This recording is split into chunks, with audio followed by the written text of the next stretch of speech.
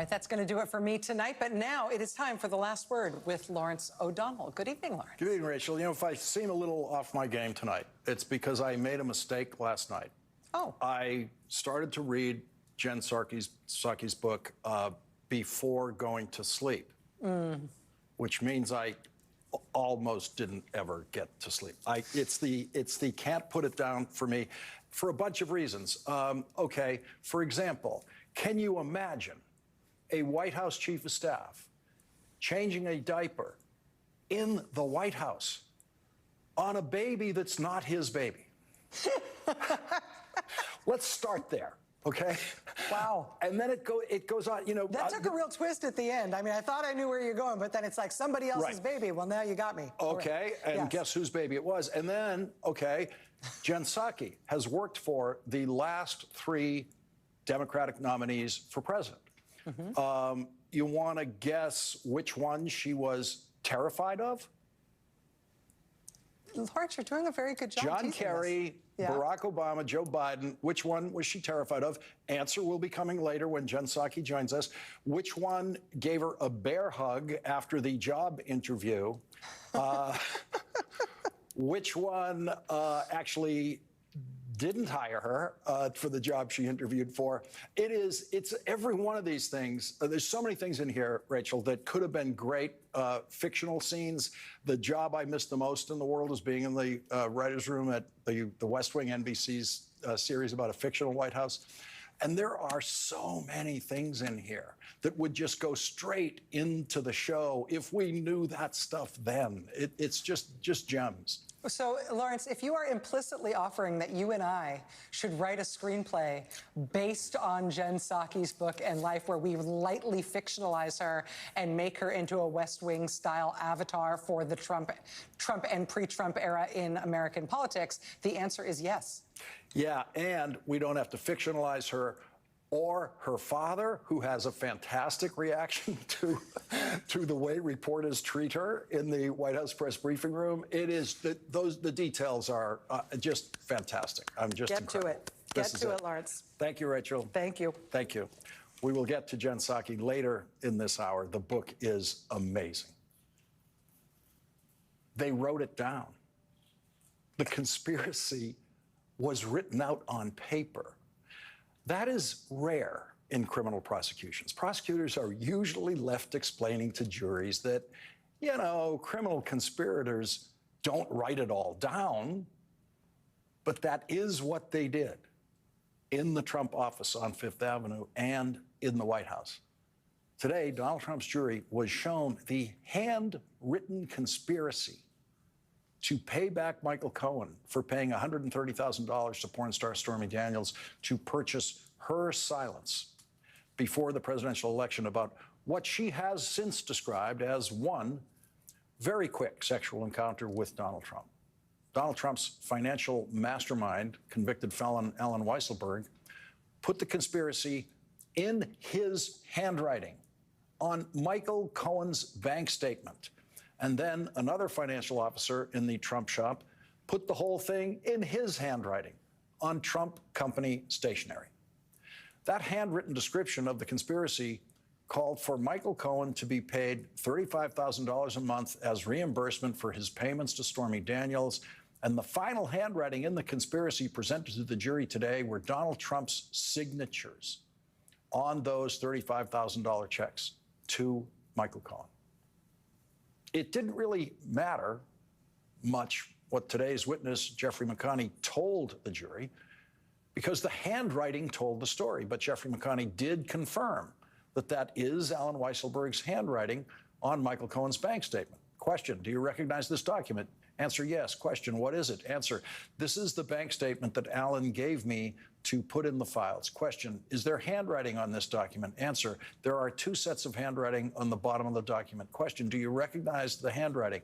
Answer, I recognize the handwriting on the left side of the page, but not the right side of the page. Question, whose handwriting do you recognize on the left side of the page? Answer, that belongs to Alan Weisselberg. Question, how do you recognize his handwriting? Answer, I've read his handwriting for about 35 years. The writing on the right side of the page is likely to turn out to be Michael Cohen's writing showing Alan Weisselberg why he was owed $50,000 more than the $130,000 he paid to Stormy Daniels. The $50,000 was for a previous expense that he paid to a firm to rig online polls for Donald Trump. According to Alan Weisselberg's notes, he grossed up the $180,000 to $360,000. Question, what does grossed up mean? Answer, I don't know exactly what it meant, but he probably meant, so for tax purposes, if Michael recorded $360,000 income, he would net, assuming a 50% tax rate, $180,000.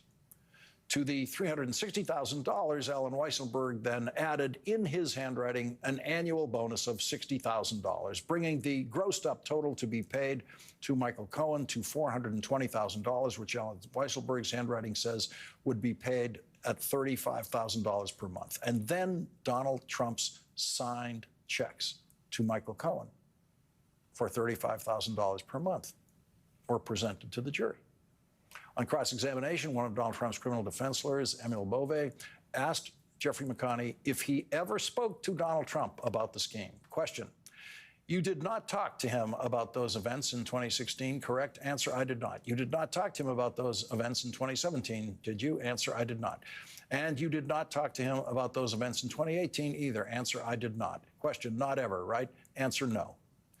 Before any testimony was heard this morning, Judge Juan Merchan once again held Donald Trump in contempt of court for violating the gag order, which forbids Donald Trump from saying anything about the jury in this case. Judge Merchan handed out a 5-page written opinion and order in which he responded to the prosecution's request that Donald Trump be found in contempt for violating the gag order 4 more times. Judge Merchan found only one of those alleged violations of the gag order was proved beyond a reasonable doubt.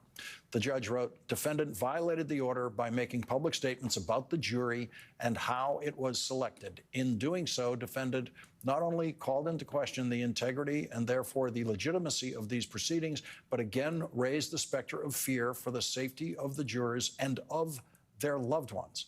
Because this is now the 10th time that this court has found defendant in criminal contempt, spanning 3 separate motions, it is apparent that monetary fines have not and will not suffice to deter defendant from violating this court's lawful orders. Therefore, defendant is hereby put on notice that if appropriate and warranted, future violations of its lawful orders will be punishable by incarceration.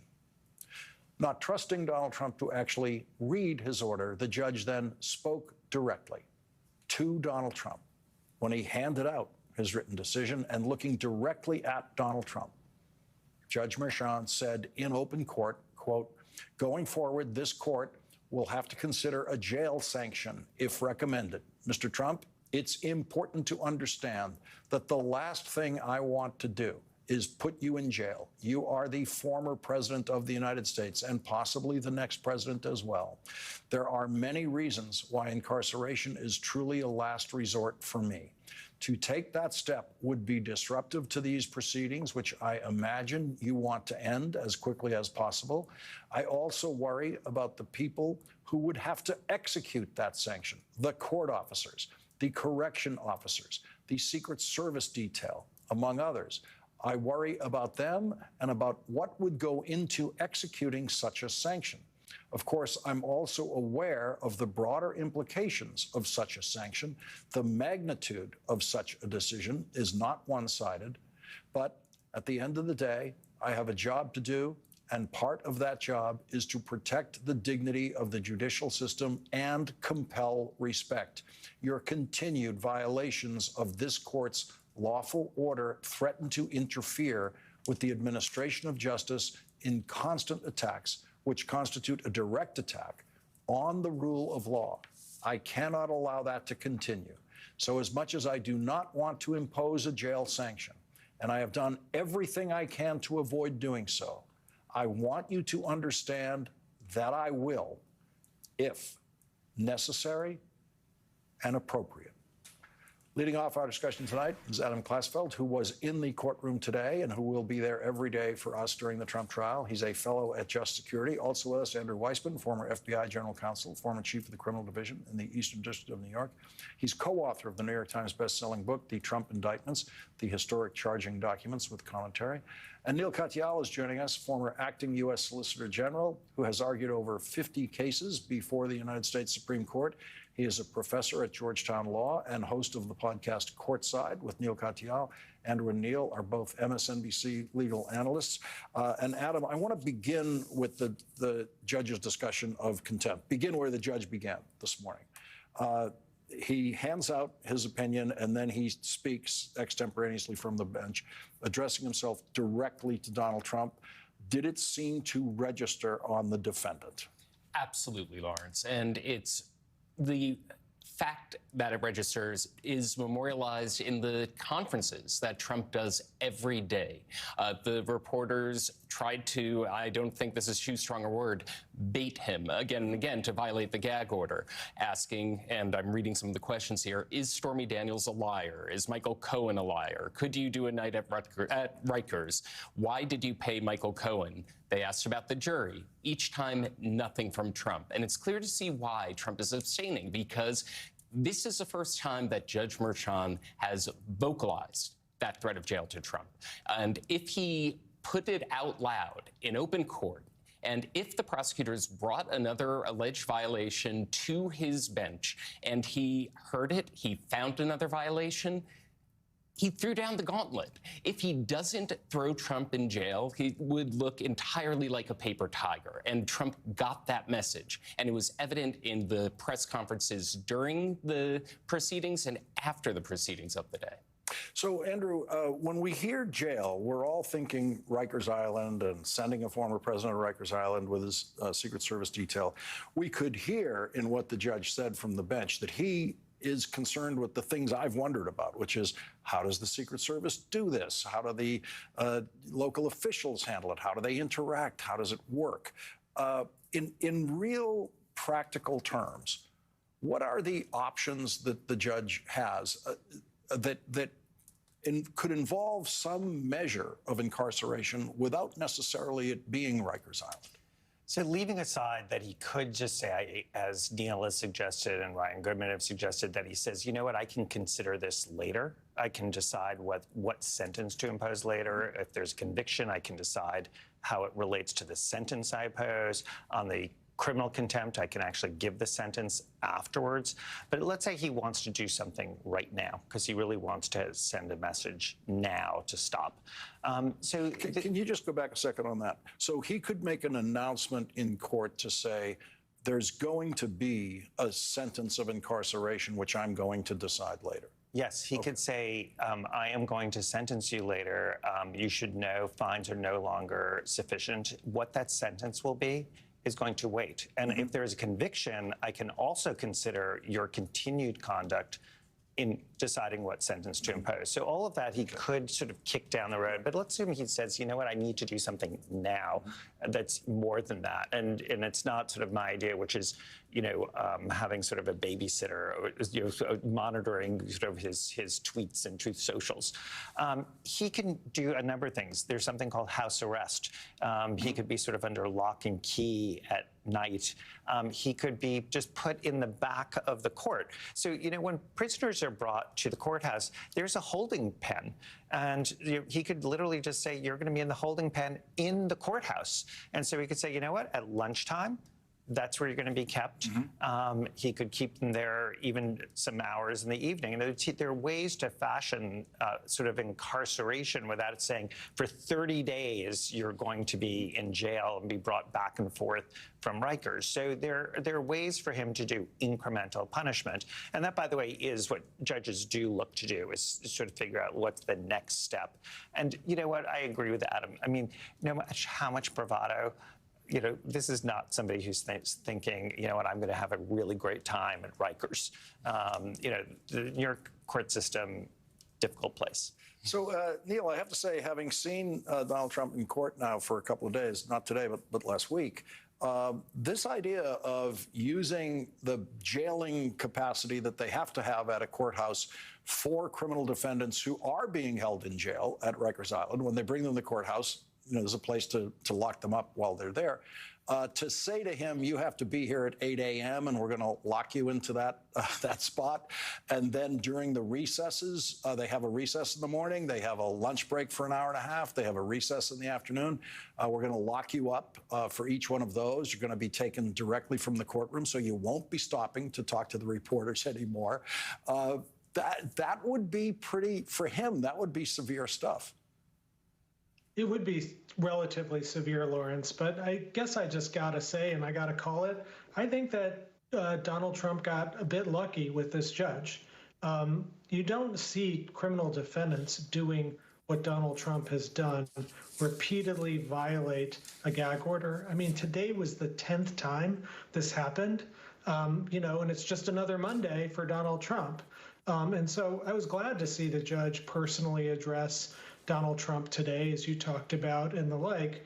But I do think, Trump has gotten lucky that he hasn't faced either the kind of sanctions that you and Andrew just talked about, or my idea, which was, to impose the criminal sentence right now and say, you are guilty.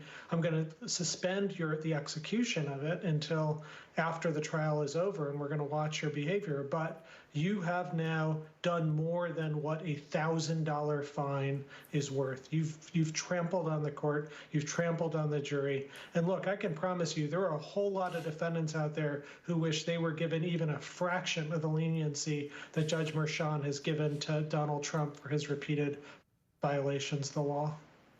Adam, to the evidence, it seems like they got it all. They got the plot in writing on these two pieces of paper. The jurors will be able to hold these in their hands when they're in the jury room, ask for these exhibits, take a look at them. It seems to be all there. The point, if it is that the defense scored at the end of this testimony about what all these notations mean, is that Donald Trump never had a conversation about any of this with this witness today, who himself wrote out the version of the conspiracy on this piece of paper. And that was addressed in redirect examination at the very end in this very skillful exchange. I'm going to read it to you. I flagged it. The prosecutor asked, have you come to learn since leaving the Trump organization that there were matters that Mr. Weisselberg kept you in the dark about? Objection from Trump's lawyer. Overruled. The Trump's lawyer persists. Hearsay. It's overruled. Yes. So your answer is yes. Sorry, yes. This was all happening above your head. Yes. You were told to do something and you did it. Yes. I have no further questions. So whatever blow, and it was a blow, saying that Trump that he did not have a conversation with Trump, mitigated by the prosecutor showing and eliciting this fairly damning exchange that McConney was kept in the dark. All right, we're going to squeeze in a break here. When we come back, we're going to go over today's evidence and consider how far the prosecution of this case has come and how much farther they have to go. We'll be right back.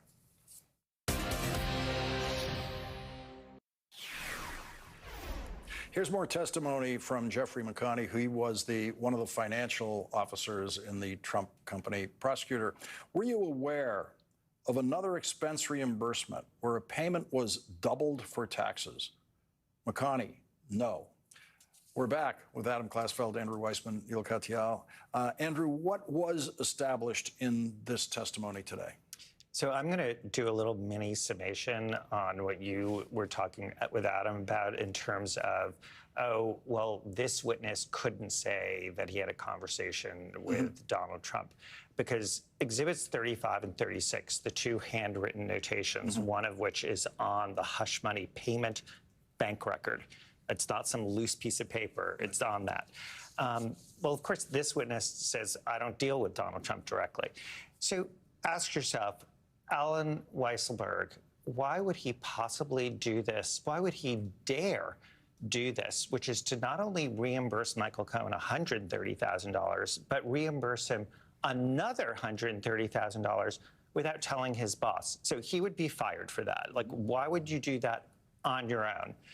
Two, there's been ample testimony about Donald Trump is a micromanager. So look, what do? You're going to slip it by him? But by the way, as you pointed out, he's signing the checks and seeing the invoices. So you have to hope he's not going to ask any questions while he's paying double the amount of money.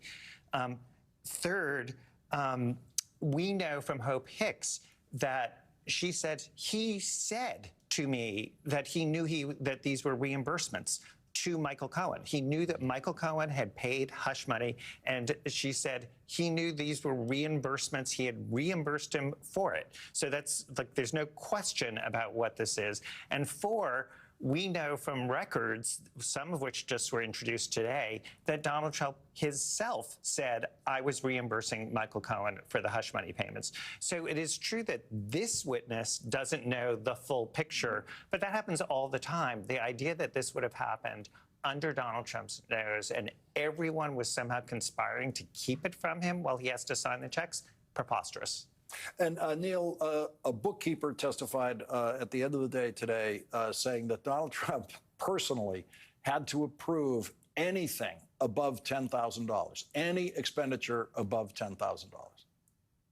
Yeah, and this Jonathan Alter in the New York Times has a piece right now called something like "The Boring Documents That Might Sink Trump," and the documents today that Andrew just referred to, Exhibits 35 and 36, in conjunction with that testimony that Trump approved all expenses over $10,000, just make it really hard for Donald Trump. I mean, Lordy. There are records here, and Trump's indicted for 34 counts, 11 checks to Michael Cohen, 11 invoices from Cohen, 12 entries in the general ledger.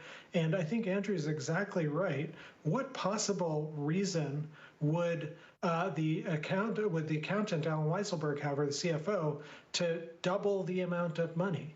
I mean, this defense by Donald Trump makes just about as much sense as his COVID policy. It just doesn't fly. And so I think if you're sitting there on the jury and you're listening to this testimony, yeah, some of it's really dry and arcane. But at the end of the day, it is the kind of testimony that's going to sink Donald Trump. And Adam, one thing that both of these pieces of paper do is that they corroborate Michael Cohen's story of how he made the payment, because here's one piece of paper that actually his bank statement shows him making the payment. Then you have Alan Weisselberg's notes about how to pay him back for this payment, including to take care of his tax liability that would come with it. But Michael Cohen couldn't possibly have known that McConney separately created this document in his own handwriting. This guy never spoke to Michael Cohen about this in the testimony. And so this document that Michael Cohen couldn't know existed corroborates him line for line.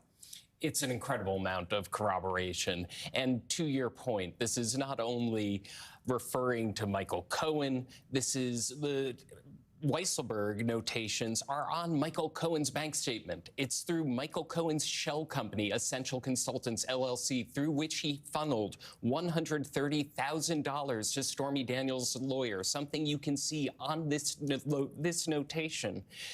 Prosecutors probably could not have dreamed of a more incriminating placement of these notations that spells out the prosecution's theory of the case, $180,000 grossed up. And on McConney's document, it actually says 2 times for taxes. Grossed up, it has his $50,000 payment to Redfinch, which, as you explained to viewers, was the firm that was used to rig online polls in Trump's favor before he announced his candidacy. It goes through it in extraordinary detail on the worst placement that Trump could imagine.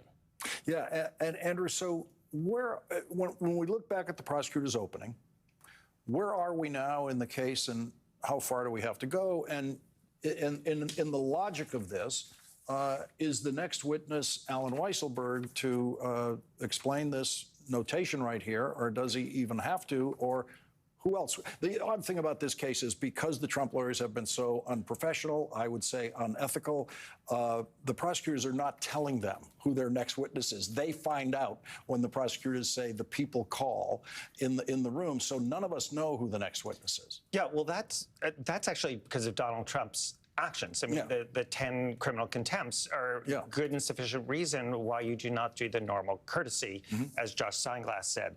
I do not think we're going to see Alan Weisselberg. The notes in this case really speak for themselves, and you have McConney doing something that's important because I always thought, gee, I wonder how they're going to identify Alan Weisselberg's handwriting. Is it just going to be Michael Cohen so that they can sort of collapse it and say, well, you don't really have corroboration? Well, you have Jeff McConney. And just to be clear, this is borrowing a page from the January 6th committee. These are insiders to the Trump organization. These are not friends of, Democrats. These are people in the Trump organization. Where are we going to go from here? I think, there's a good argument for close the case out, but I don't think that's what's going to happen. At the end of the day today, Josh Steinglass said there's probably about 2 weeks left. That means that we're going to hear from Michael Cohen. We're certainly going to hear from some insiders at the White House as to the mechanics of how the checks are, so that it's pretty clear because we know it, but I think we're going to get a little bit more detail about what is presented to Donald Trump as president, and that he sees the invoice attached to the bill, and so he's like this. He signs a check. It's got an invoice. It's stapled together and sent back. So those invoices are presented, I think, at the same time. That's, I think, going to be an interesting fact. The invoices are interesting, and I think we'll hear more about that because they talk about current work that is being done. And that'll be, of course, the DA will say that's false. There was no current work that they were payment for. They were just reimbursement for the hush money payments. And then, obviously, Michael Cohen and Stormy Daniels, I think, are witnesses that we will still hear from. Neil Katyal, that little item about I've been looking at his handwriting for 35 years, it might not mean much to the typical viewer out here, but it's actually, as we know, quite a big deal. Getting someone to confirm whose handwriting that is on a piece of paper in a courtroom with the evidentiary standards required in a courtroom is not easy unless the person is identifying their own handwriting. And so it's moments like that where things go the prosecutor's way in very, very helpful, quick ways like that. That's exactly right. And I think what it also did was just show, look, these people have been working together for a long time, and it raises the inference, why is this payment, which looks so aberrational and unlike anything else, what is going on here? And the district attorney has to prove that Donald Trump made knowingly false business records with an intent to further or conceal another crime. Here, that's campaign finance violations. And we had last week's testimony, Lawrence, from Hope Hicks, saying that Trump was aware of the hush money, at least at the time of repayment. And now the question is, can the prosecutor show that Trump knew the business record was false? And did Trump do this with the intent of trying to help his campaign? And Hicks already went a long way on that. I think Andrew's right to say, well, the next big thing is Michael Cohen, and what's his credibility going to look like? We're already seeing skirmishes of that in the courtroom through the testimony of other witnesses. And certainly I don't think the jury's going to come off and like Michael Cohen as a person, but they do just have to believe he's telling the truth about Donald Trump. And when you have all this corroborating documentation that came out today, I think the prosecutors have done a really splendid job in moving the ball forward. Neil Katyal, Andrew Weissman, Adam Klasfeld, thank you all very much for joining our discussion tonight. And coming up, in Jen Psaki's new book, we learn what she used to do right before stepping on camera in the White House press briefing room. We will ask her to demonstrate that move tonight. She worked for 3 Democratic presidential nominees, and her book reveals which one terrified her, which one gave her a bear hug at the end of her job interview, and which one got on the phone with her father. Jen Psaki joins us next. Compared with other chews, one Brevecto chew protects from fleas and ticks for 12 weeks. Thousands of babies born in this country on July 13th, 2015, got a congratulations phone call from the President of the United States. That mother thanked President Obama for his congratulations call and now says, I could hear the president chuckling in the background as I quickly moved from my joy at being a new mom to asking him about the status of the Iran nuclear deal. That's just one of the stories told in Jen Psaki's wonderful new book, Say More, Lessons from Work, the White House, and the World. Jen Psaki writes, to this day, the three questions I'm asked most about my time at the White House are, 1, what's Joe Biden really like? 2, did you get nervous before briefings? 3, how much do you hate Peter Doocy? You guys say all options are on the table. Is restarting Keystone construction one of them? If we're trying to bring about more supply, that does not address any problem. We're already getting that oil, Peter. It's the pipeline is just a delivery mechanism. It is not an oil field. So it does not provide more supply into the system. Pipeline's not an oil field. Jen Psaki's father, a former Republican, told her, I could never do your job. I would just want to rip their heads off. Jen Psaki didn't think she could do the job either when she first applied for it and came in second to Jay Carney in the Obama White House. Jen Psaki has a history of seeking more responsibility from her bosses in campaigns and in the White House, and then surprising, first of all, herself at how well she can actually do those jobs.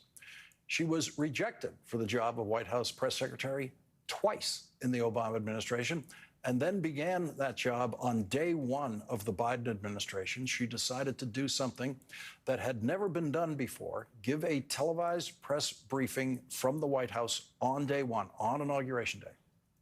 The night before, she was pacing around her kitchen in sweatpants, filling her brain with all of the announcements planned for day one when, quote, an issue popped into my head that I felt unprepared to address. I started pacing faster. Jen Psaki had been under pressure before from the press secretary podium at the State Department, working for Secretary of State John Kerry, where her motto was, don't start a war. But her first White House press briefing was going to be even more pressure. She chose something comfortable from her closet, a blue dress from J. Crew. In the middle of a global deadly pandemic, she would be delivering the most important statement to the world that day by anyone other than President Biden about what had changed in the White House at 12 noon when the staff of the pathologically lying former president left the building. I'll never forget watching that first Jen Psaki White House press briefing, because at the end of her 31 minutes, I realized I was watching the best White House press secretary I had ever seen.